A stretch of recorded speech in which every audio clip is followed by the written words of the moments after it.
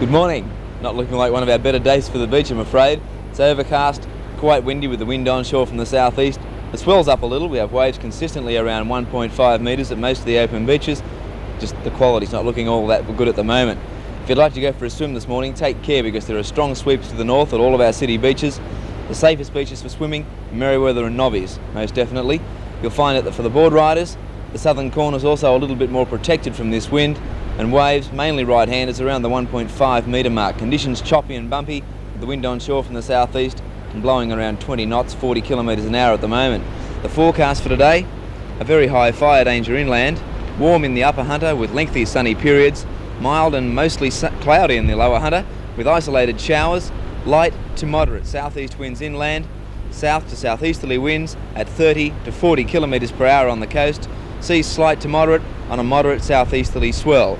And the outlook for tomorrow, morning drizzle patches and then a fine and mild day and mostly warm. Newcastle today heading for a top of 25 degrees, a lot cooler than yesterday, and up in the valley at Scone a top of 29, Taree heading for 25 degrees. Low tide this morning was at 6:37, 0.6 of a metre. The next high tide will be at 12:45 at 1.5 metres. Not looking like a very good day for the board riders at all, I'm afraid. Conditions may improve a little this afternoon as that wind slows down a little. At the moment it's just a little bit too messy. Not too many people in the water, just our early morning runners on the beach, and not too many people in the water either, although the water temperature is quite pleasant. Have a great day. It's going to be a little bit better for the weekend, hopefully. Bye for now.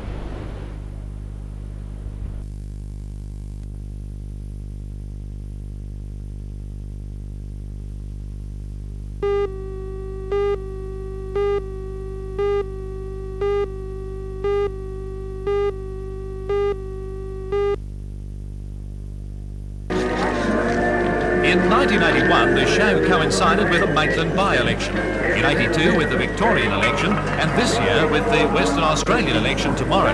It's also, of course, in the midst of the federal election campaign.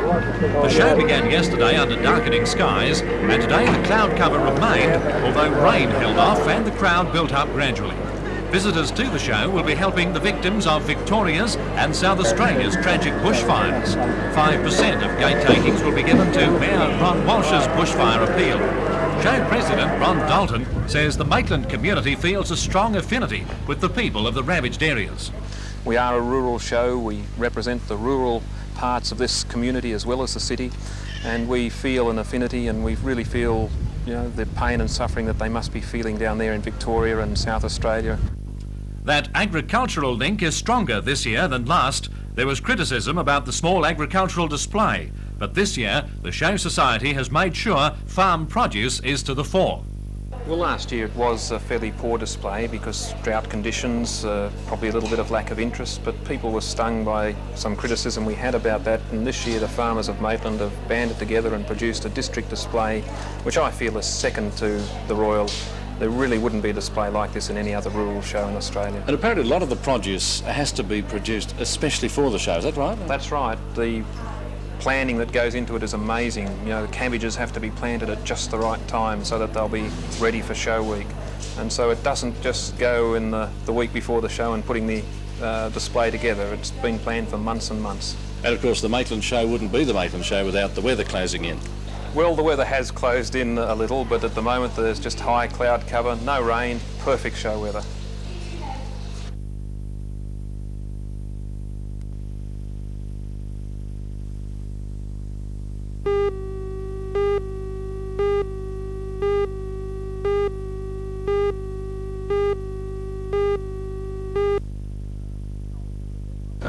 College of Advanced Education Newcastle to give a it's press a conference with nomination Mr Alan Morris, with Labor's the candidate for the University seat of of Newcastle, the member for It Hunter, was Mr in Bob the Brown, Senate, and Labor's subsequently candidate for the seat of discontinued Lyne, Mr because Frank of lack Murray. of funding, While Senator as with McClellan others, parried with questions the on a variety of education, issues, and, it's a his main nomination reason for with coming the- to He's Newcastle been talking was to about muster a support number for of Labor's other Senate matters. team. He's been talking Mr Alan about Morris he's was been among the respectful. keenest to remind the conference The of Labor's policies of the promises to the Australian Newcastle Labor area. Party intention of Including overcoming reversal of serious university, structural college of wrongs in our advanced education society, therefore amalgamation, Saturday, the signing of 5th a of northern March taxation as the office in the election city, date.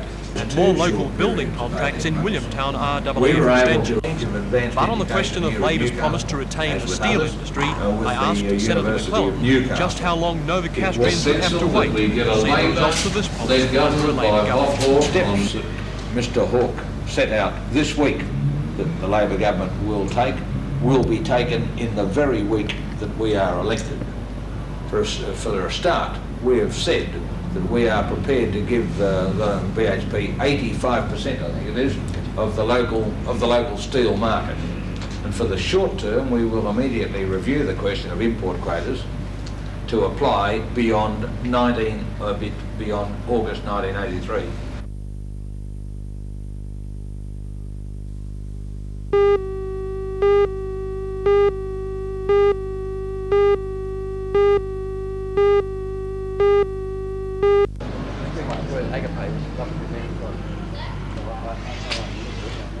What I was going to say, is there any chance Is there a spare copy for to get something? I'm in receipt of a writ issued on the 4th of February 1983 by the Governor-General, Sir Ninian Stephen, for the election of one member of the House of Representatives for the Division of Newcastle. The following nominations have been received and are produced herewith. The names of the candidates, their places of residence and occupations are as follows. Frank Tony Blafari, 34 Cowper Street, Carrington, retired. Darryl Eric Dawson, 4/120 Bruce Street, Cooks Hill, security officer. Stanley Edward Hayward, 64 Curzon Road, New Lambton, electrical.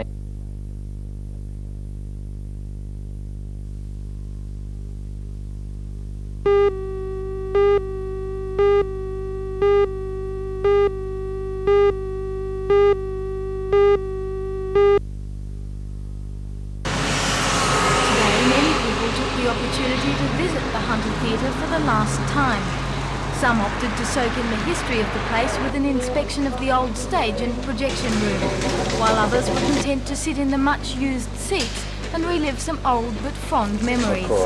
The long and colourful history of the Hunter Theatre is entwined with the history of the Williams family, one of Newcastle's oldest. In the 1870s, Mr. Edwin T. Williams opened a bakery in Merriweather, not far from the theatre's site. Some years later, he was convinced by a relative who worked for RKO Films that money was to be made showing silent movies. In 1912, a small open theatre named The Star was born. Over the years, The Star was gradually improved, and in the 1960s, the name was changed to The Hunter. The theatre was owned by the Williams family until 3 years ago, when it was bought by a local business group. It was then that Mr. Bob Mason, who was employed as a casual usher in the Hunter's heyday, took over the management of the theatre. Sorry to see it go, but it's inevitable. This part of the junction is developing, and we were the only prime piece of real estate left. And what would you say the Hunter Valley is losing once the South Theatre is pulled down? Well, it's losing a home that was good for the independent companies that supplied musicals and raised a lot of money for charities such as Gilbert and Sullivan.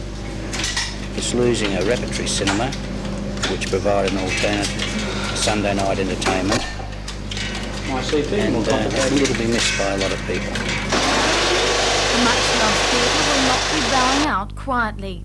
Tonight, its rows will be filled with laughter when the final feature, a John Belushi comedy double, is screened.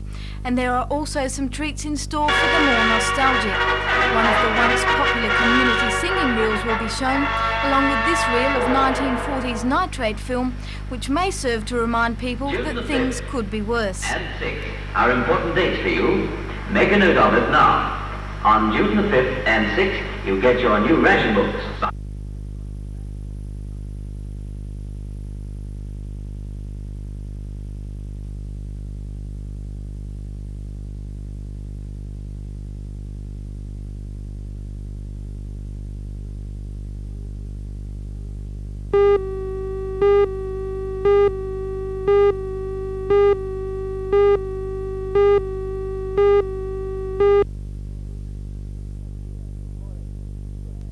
Good morning. Well, it's quite cool out here at the moment. We've had a few showers in Newcastle and around the suburbs overnight. That's what's made the temperature down a little this morning.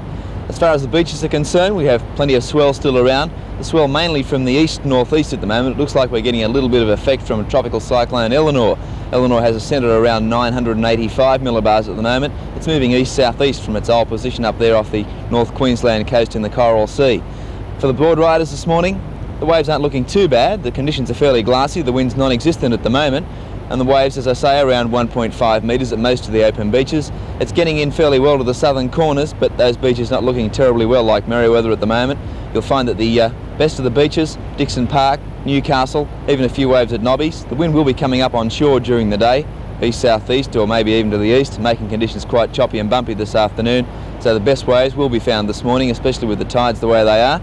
For the swimmers, take care. There are sweeps to the south and some bad rips at all of our city beaches. Stay between the flags or look out for dangerous surf signs, whatever's around at the moment. As far as the weather's concerned, a high fire danger rating, a few showers mainly this morning.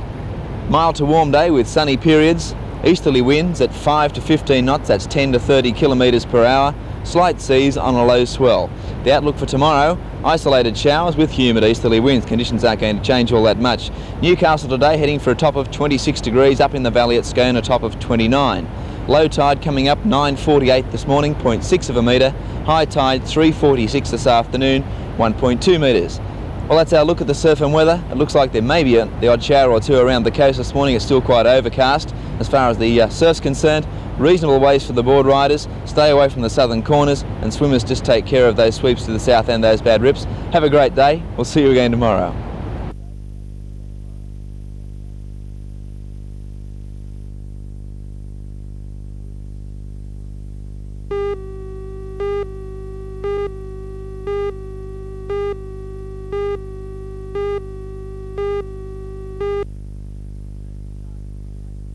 The match started at a crackerjack pace as the locals tore into the star-studded Eels, and the early break they'd hoped for became a reality, with a magnificent chip from Rick Patrick that Greg Guida caught beautifully to score.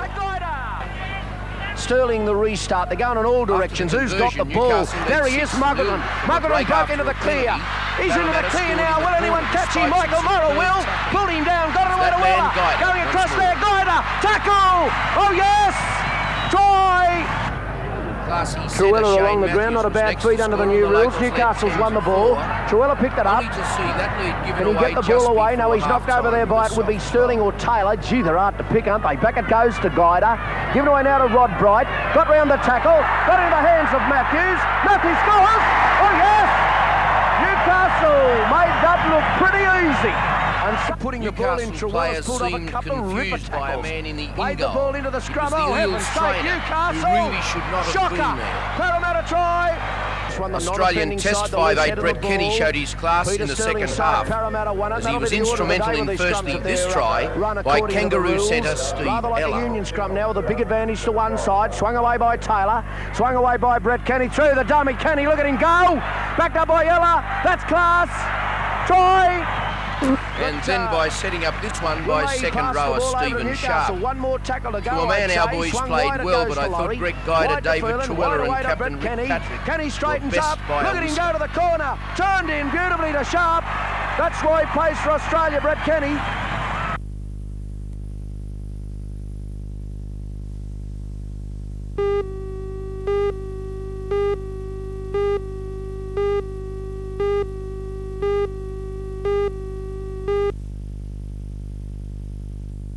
Either let more subcontractors into the dockyard, or you have no chance of getting a contract to build a third Manly ferry. That's the ultimatum issued to the state dockyard unions by the Minister for Works, Mr Ferguson. The workers' response has been to walk off the job for 48 hours, shutting down the ailing dockyard, and ironically adding to the cost of a still-to-be-completed Manly ferry, which the government claims has already cost too much. And that's the heart of the argument. The dockyard says to stay in business, it must introduce subcontractors to electrical, joinery and sheet metal work, trades that are only required at particular stages of shipbuilding because of the spasmodic nature of the industry. The unions say 48 jobs would be lost by the introduction of subcontractors. Yet the alternative seems to be to lose more jobs. And the question remains, how can a strike help the situation? Well, out of sheer frustration, I think that this is the decision has been taken in circumstances which We believe that every argument that's been submitted to the government is a valid argument in support of the ferry, the third Manly ferry being constructed at the dockyard, and faced with a ultimatum by the government that unless the unions agree to have subcontractors and contractors come and work in the dockyard and take the place of the employment of 48 of the permanent staff of the dockyard, unless we respond positively and say to the government, yes, you can do that by Wednesday evening, then the management board of the dockyard has been instructed by the government not to tender for the third Manly ferry. And consequently, faced with this situation, the workers of the dockyard have taken, I believe, to be an action which is born out of sheer frustration.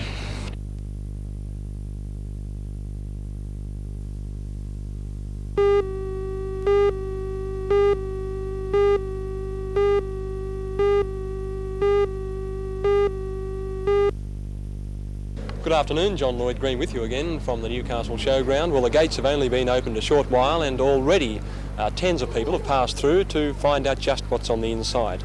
And surely there's plenty.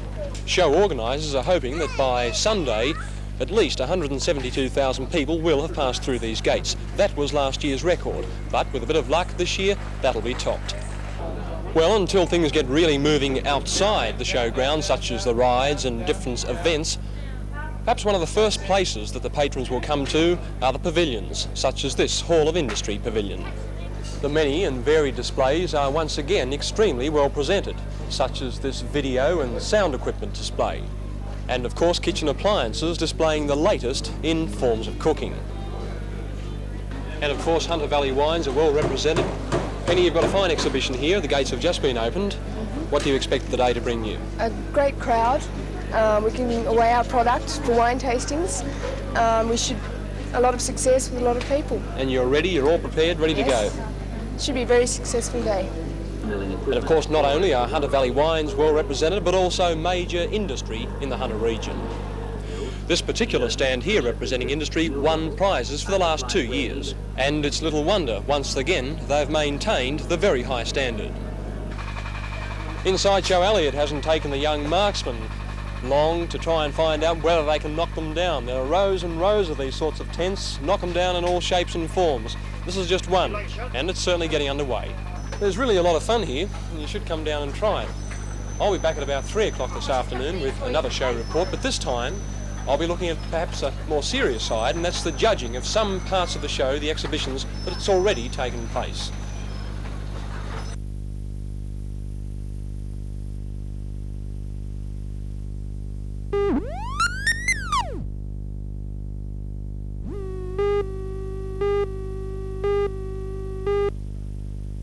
Well, good afternoon. John Lloyd Green with you again from the Newcastle Show, doing something that perhaps I'm not terribly accustomed to, but I'm sure plenty of others are, because as you can see, it's well underway. There are plenty of rides underway, and the rain has so far managed to stave off, and there are probably, I would say, close to several thousand people here already. It's certainly a good time being had by all, and I recommend coming down because there's plenty happening. The Sideshow Alley is starting to take on the look of the traditional Sideshow Alley at any major show. And as I said before, probably at least several thousand people are now starting to wend their way along Sideshow Alley and take advantage of the wide variety of attractions. Well, as I said, there's certainly plenty of attractions here along Sideshow Alley, and the Knock'em Downs are performing in the traditional style with as much fervour as I ever remember Sideshow Alley. And these young girls here are certainly having a good time. And what would be a show without the traditional fairy floss? Everybody thinks of a show with fairy floss, and I think I might get some myself. The UFO man. Oh, you're there. You can talk, can you? How's it going? Bloody hot. Look, my skin's leaking. It's hot? Yeah. Pretty humid, eh? Yeah, so I carry an extra 3 stone weight. I know, mate. With a sound system. I'll let you get back to it. Yeah, right.